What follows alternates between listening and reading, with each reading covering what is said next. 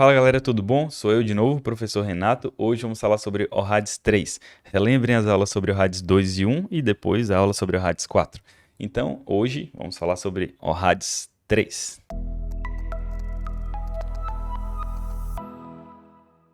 Então, ORADS é um léxico condensado que serve para reduzir a ambiguidade e fazer a conduta correta para o paciente. A ideia é estratificar o risco, onde o 0 a gente não consegue concluir nada e precisa de outros métodos ou da repetição do mesmo método em outro momento. E o 5, um alto risco. Já o 3 é um baixo risco de malignidade. Geralmente varia entre 1 e 10%. A ideia do 3 é que a gente precise de um outro método como ressonância ou, em alguns casos, a gente consiga fazer o controle. A dica decoreba desse momento é que são cistos com uma boa característica, só que uma dimensão muito grande, por exemplo, um RADS 2, que a gente já viu na outra aula, só que com mais de 10 centímetros, ou o início de características malignas. Essa é a nossa dica da aula. A comparação de um para o outro. O RADS 2 é uma lesão com alta probabilidade de benignidade e pequena, com menos de 10 centímetros. O RADS 3 é essa mesma lesão, só que muito grande, ou o começo de características malignas na nossa lesão. Então a gente tem aqui uma imagem que ela é multilocular, anecoica e tem menos de 10 centímetros. Para esse tipo de lesão, o que é? É o início de características malignas com menos de 10 centímetros. O RADS 3. A gente vai começar a pensar no RADS nas lesões, que é basicamente desmistificando ou colocando a imagem no que a gente falou. Nosso primeiro e mais clássico de todos vai ser o cisto unilocular simples com mais de 10 centímetros. Então, aquele mesmo cisto que a gente já viu no RADS 2, só que ultrapassou os 10 centímetros. Então, não dá mais para classificar como 2. A mesma ideia serve para um cisto hemorrágico, dermoide ou endometrioma, que também são típicos com aquela imagem que a gente já pensou, imagem reticulada, a ponta de iceberg no dermoide, ou o vidro fosco endometrioma, só que eles são muito grandes para a gente classificar no RADS 2, maiores do que 10 centímetros.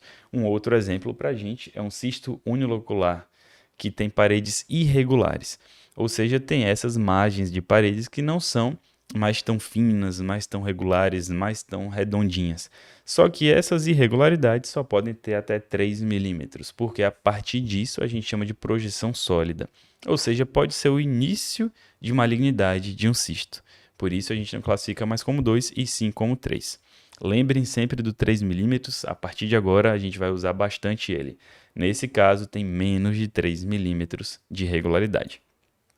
Então, para o léxico adequado, são cistos uniloculares simples com mais de 10 centímetros, cisto unilocular não simples, cisto hemorrágico típico mais de 10 centímetros, dermoide típico também com mais de 10 centímetros, endometrioma típico também com mais de 10 centímetros. Ainda assim, nós temos outros exemplos, como multilocular simples. Ainda assim, a gente tem outros exemplos, como multilocular com paredes regulares, que foi o nosso primeiro exemplo. Ele é um cisto anecoico com as paredes regulares, sem aquelas irregularidades que a gente viu há um pouquinho atrás, só que ele já tem esses septos completos, e por isso a gente classifica como multilocular. Ele tem que ter menos de 10 centímetros e se tiver fluxo, não pode ser um fluxo intenso. Então é como se fosse o início de características malignas para aquele cisto. E a gente tem o último exemplo da nossa aula, que são imagens mais sólidas ou completamente sólidas, com até 80% de solidez dela, e que não pode ter fluxo significativo. Então, o léxico adequado para essas duas lesões que a gente falou é um cisto multiloculado de contorno interno suave, ou seja, cistos com septos completos, porém contornos regulares e não irregulares, que tem pouco fluxo ou fluxo ausente ao Doppler.